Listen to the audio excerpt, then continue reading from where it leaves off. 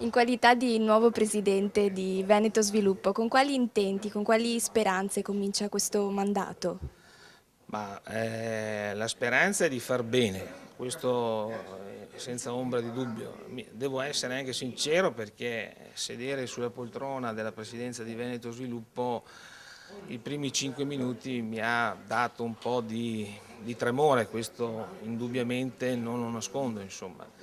Però penso di avere una buona squadra omogenea che mi permetterà di andare avanti nel mio compito, insomma, ecco. Tremore per la situazione attuale economica. Questo sì, perché devo dire che di domande ne abbiamo molte e a volte purtroppo dobbiamo dire di no, perché non hanno i requisiti per l'accesso al credito. Quali sono le priorità concrete, attuali di Veneto Sviluppo per aiutare le piccole e medie imprese proprio in questo frangente economico? Sono allo studio dei nuovi fondi per dare nuova linfa al tessuto imprenditoriale veneto.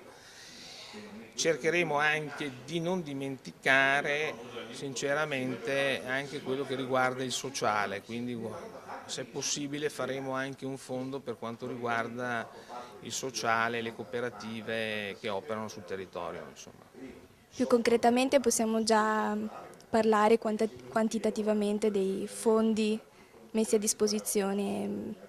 Quelli sono sempre un qualcosa che dipende anche dai soci, perché logicamente in base ai loro bilanci vengono distribuiti i fondi per la società, insomma, per cui trovare dei fondi nelle pieghe di bilanci della regione o dei soci bancari diventano sempre una difficoltà. Speriamo che i soci bancari e soprattutto la regione mettano mano al portafoglio, insomma, ecco.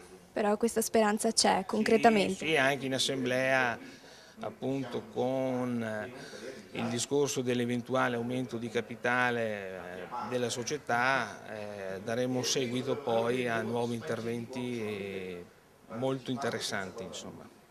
Stiamo a vedere. Grazie.